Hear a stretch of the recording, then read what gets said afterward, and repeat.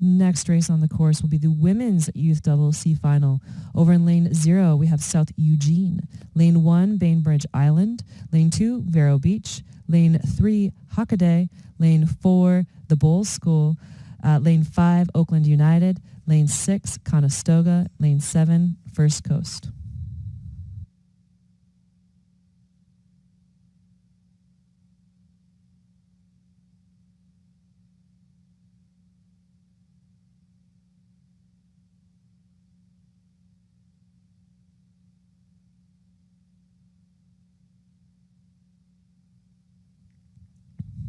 Good first fast strokes here in the women's youth double C final. Looking to have pretty, hard to say here, but early good leads out of South Eugene. Good high strokes there. But then also on the far side, lane 7, First Coast also doing well out of the initial high strokes. But again, the way that this C final is seated is having the faster crews in the middle fanning out towards the outer lane. So seeing an early lead out in those 0 and 7 lanes, an interesting thing unfolding, but we should not lose sight of those crews in the middle. And it does look like that field is leveling out. So then we've got the lane 3 of Hockaday. We've got lane 4, the Bulls School, Oakland United, all in the mix. You've got Conestoga out there in lane 6, also throwing their name in the hat for this lead. And it's anyone's game. Well. First Coast is creeping up on that outside lane in lane 7, the nice pretty blue boat here. And they are also sitting on that first place island. It was Hockaday that came in 17th. It was just the first boat that was out of that AB semifinal that would have happened yesterday. So that would be the lane, currently lane 3, but 4th from the top of your picture, who now has about a half of a length lead over the rest of the field. It did look as though that blue boat out of First Coast was the fastest starter, but then just as more and more strokes happen as we get into the second 500 of the race, as these crews know that the second 1,000 is going to happen, that's your reset point. It's almost as if every stroke that you take, if you had those jitters, you get 45 seconds into the race, the jitters start to wane, and then you start to find your rhythm, feel your feet. And I know that the double, even though it might seem like an easy boat to make look like it's going well and matching, it's a very, very challenging boat to really go very, very fast for that reason. Yes. It's easy to look like you're matching, but to really make that boat sing, there are some subtle nuances that are hard to spot with the naked eye unless you've been in that boat. Hockaday now, we're in the second 500 meters of the race. It is Hockaday that is still our leaders, but it's just very close, about a half of a length right there with everyone. Everyone still was in contact just a few moments ago, or at least within contact of another boat out on the course. So those center 2 lanes, Hockaday and the Bulls School, they placed 17th and 18th out of the time trial. So again, so those were the first top 2 crews coming out of that particular event that happened on Thursday. So to see them, unravel some improvement, some snowball as they move down the course is on trend with what we saw the other day. Absolutely.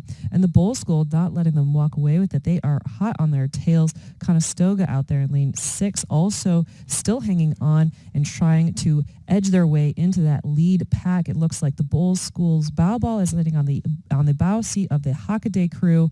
And then close thereafter, that Conestoga crew overlap. You've got Oakland United sandwiched between that fast racing and First Coast holding on to that side lane in lane 7, closest to shore here as they come up. So lots of good racing, some solid strokes being taken. And it does look like the Bulls School is still a hair behind Hockaday, but is edging into barely.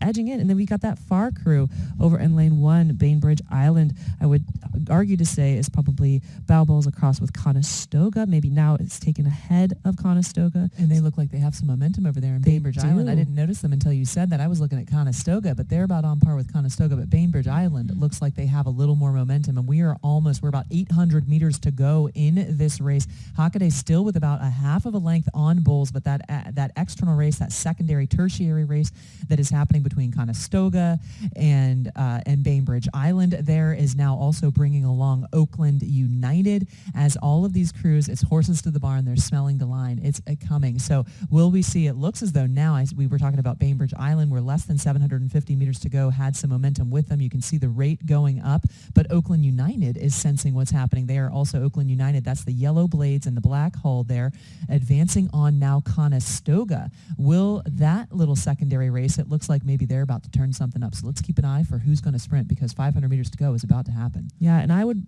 it's always... Conestoga has started to pick up the rate here. I think they're starting early. They are starting early, and I think it's always interesting. It's always very rewarding within a race. Say if you're in Bainbridge Islands lane, or if you're in their boat, you've battled through that third 500, and you've got the momentum, the emotional energy that's going to, hey, maybe we can take those few strokes a little bit earlier. So it will be interesting to see how that pays off. What's going on in those center lanes, though, with Hockaday and the Bowl School? They still look so composed, like they haven't felt the urgency to sprint yet. So just stay aware of what's going on in the outside lanes, because everyone else feels the urgency. Conestoga feels the urgency, so they're putting the pressure on. Oakland United feels the urgency. Bainbridge Island feels the urgency. But still, Hockaday still looks like they're still kind of chilling and letting the hands relax out in front. So the rate is still lower. Bowls looks like they are taking up the rate now, because now they know that 300 meters to go they're already well within that. As soon as those red buoys happen, 250 meters to go, looks like now maybe there's a half of a match being struck in that Hockaday double right there, who still is our leaders. They were the early leaders, still in the lead over the Bulls School. But Conestoga is on the move, and so is Bainbridge Island and Oakland United. Keep an eye, 250 meters to go, last 25 or so strokes of this race, give or take, depending on your stroke rate. If it's lower, it will be fewer. If it's higher, it will be more. And if you are moving the fastest, that's what matters the most. Absolutely. And yes, as we approach the red, again, that red means go. Ooh, a big bump. That red means go. Now we see a small bump starting to happen out of the Hockaday boat there in the middle. It looks like they are taking a little bit more of a lead from Bulls, but Bulls has bumped it even more. Bulls wants that. Conestoga is up ahead of Oakland United still, but Oakland United sprinting for it hard. Conestoga perhaps had the earliest sprint out of here. There goes our current leaders, Hockaday. Bull School also sprinting. Bainbridge Island on the move. They're already looking for the finish line over their shoulder to see where it is. That gives you an idea of what they must be feeling. If you see someone peeking for the finish line, and Bainbridge Island is walking. Bainbridge Island is walking through. They are walking. They may need take to over respond. They may take over that first place spot here over Hockaday. They still have some work to do. Do they have enough juice for it? I don't know. Can Hockaday hold them off? We will see in the cut. And I think Hockaday will be able to hold them off for that first place spot. But that push by Bainbridge will solidify that second place over the Bull School. Over the Bull School. That was a valiant sprint there, an early sprint by Bainbridge Island. It was likely a part of their race plan, not a response to what was going on the near side, because those lanes are so spread out. Conestoga had the earliest sprint. Hockaday maintained composure all the way to the end. Bull School was applying the pressure. They didn't allow it to rattle them. Thank you. That's the word I was searching for, rattling around in my brain. But Bainbridge Island, that sprint allowed them to get up into second place in the Women's Youth Double C final. So that was places 17 through 24 in the country. Head on over to herenow.com for the official results.